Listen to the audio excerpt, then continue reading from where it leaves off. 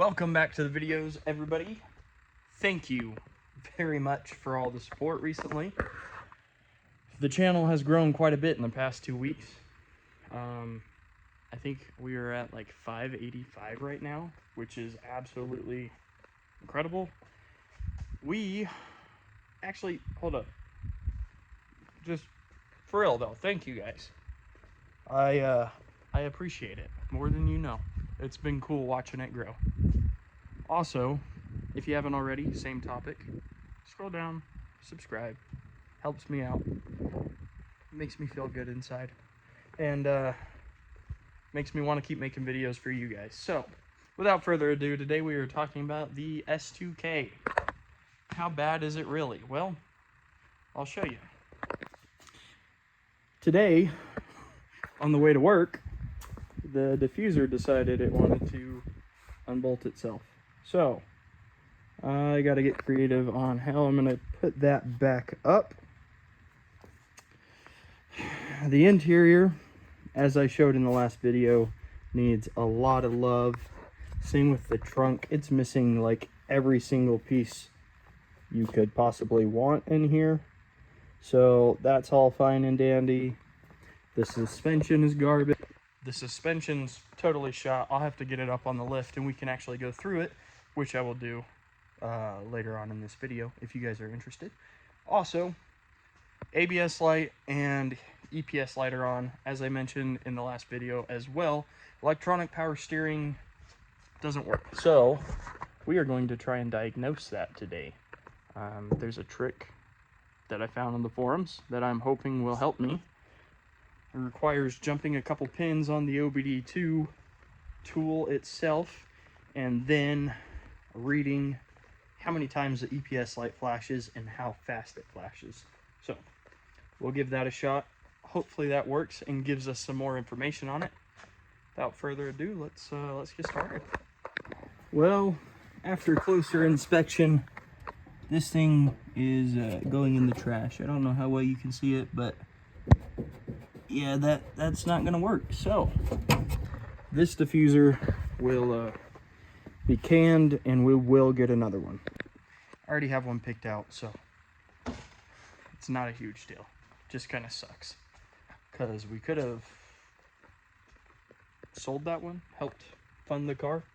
Anyways, we are going to jump into the EPS system now, hopefully diagnose what's going on. I'm going to go ahead, pull up that trick I learned, and then I'll show you guys that trick as well so you are aware, because really there's not a lot out on YouTube as far as the power steering system on these cars. So if I can kind of help out with that, by all means.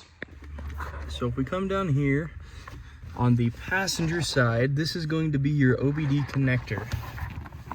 Try and get a shot of this, but you are going to be jumping pins number 9 and 4. I'm gonna go ahead, jump those pins real quick and see if it works. If it works, then we will pan over to the digital cluster, watch the EPS light, and hopefully that'll tell us what's wrong with it. Okay, so that did work. So I'm gonna show you right now what to expect and what to watch for.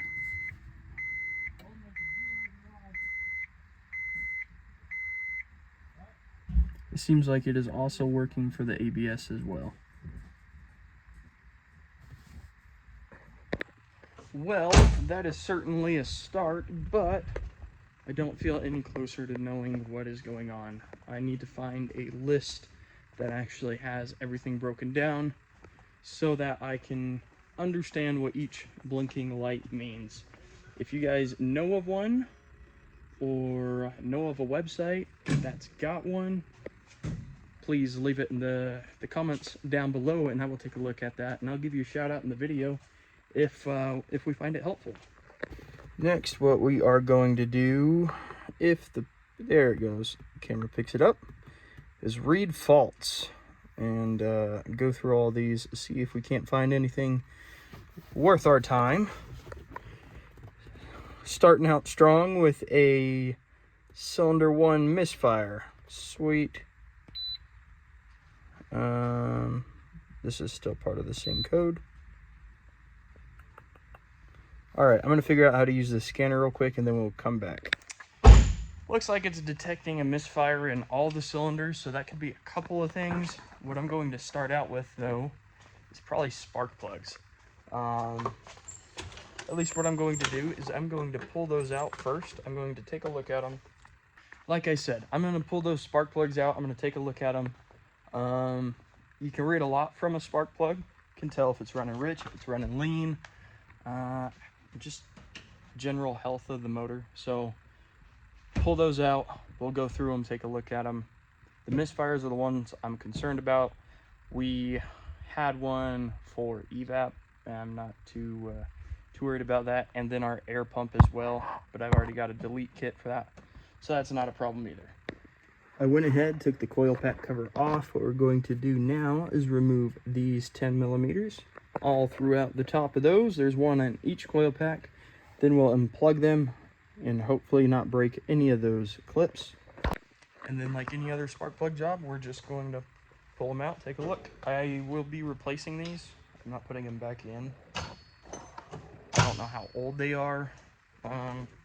If you do this fairly regularly and it's a vehicle you've had for a while and you don't have many miles on it, go ahead and throw them back in. It won't hurt anything. But where I know nothing about this car and all signs are pointing to neglect, I'm going to go ahead and just take care of it now instead of having to worry about it later. So I've gone ahead, I've pulled the plugs. These are the first two cylinders. They don't look bad. They actually look brand new, but the gap looks a little large. Not that a gap would, I mean, it could. Don't get me wrong. It definitely could cause a misfire, but under normal driving, I don't think gap being a little bit off would cause enough of an issue to alert the ECU. I could be wrong. If I'm wrong, please correct me in the comments, because you guys do that, and I do appreciate it, actually. It helps me learn and make sure I'm not spewing wrong information. But we're going to climb up under the car. I dropped one spark plug, so I definitely have to replace that one anyways.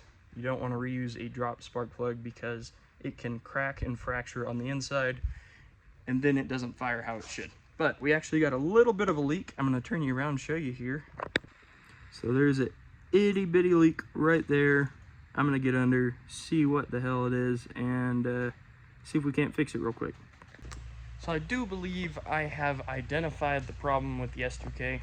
I did go get more spark plugs, but, and this is just for the ignition system I'm talking about. If we come up to pretty much the car, if we come up to the car, look at the valve cover and the ignition system, I'm gonna flip you around. Every single one of these has a broken tab, and I knew that pulling them off, but I was looking at them and like, that's missing the entire freaking blue clip piece. These are all loose. Like, that's stupid. That's ridiculous. So what I've done, I've gone ahead and ordered new ends for it. So what we can do is we can slip them out and essentially just replace the clips, but not have to crimp, cut, and solder wires. So we will depin it, repin it, and throw it back together, and that should fix our ignition issue. As for power steering and ABS, I have also found one of probably several problems, but this is going to be the place to start. I will flip you around again and show you that as well. I'm not gonna know how well you guys can see this, but you are supposed to, that's a brake line. Anyways, on that hub, you're supposed to have a wheel speed sensor or an ABS sensor, whatever you want to call it. I'm going to turn the wheel on this side because it's much more prevalent. Actually, it'll work really well how it is.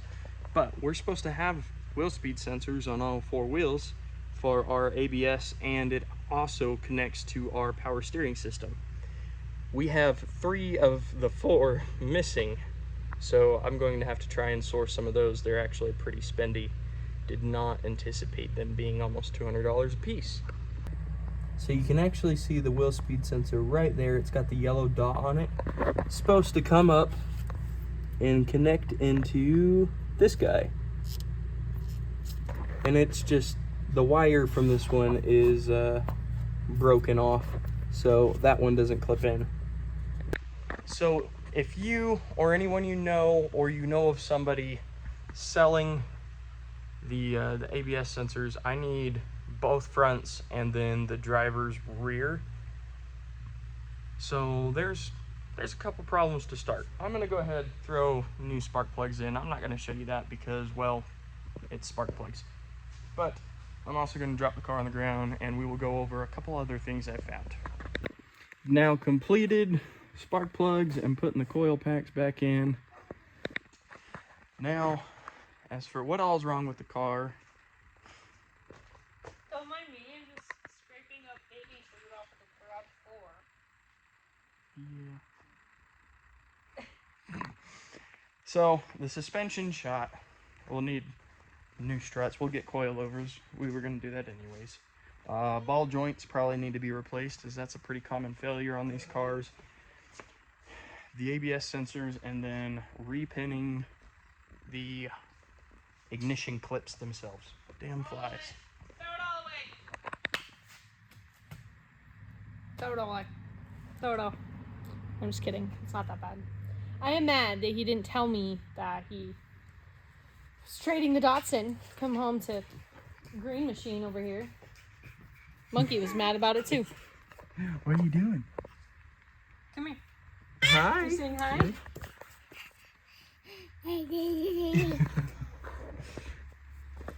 Oh yeah, she is walking now, for the most part. Bruh. Oh, good catch. Whoa. Sorry, I kind of pushed you. So there are There are definitely a couple things that we're gonna have to do before we end up taking this out onto the track. But good starting point. Just a lot of work, time, and money. Mostly money. Yeah, you know, the usual. So we will slowly over this winter get her prepped for next season and get her out on track. So that's the plan as of right now. I mean, of course, there's boosts to come. We all know that. Yeah, I've actually got a couple parts already for such an endeavor. But that is a story for another time. So thank you all for watching. I hope this was a little bit informative. And we will catch you next time. We're actually about to work on the Mark 8s. So that'll be the next video. You gonna say bye, P? Hey. Say bye. So thank you for watching.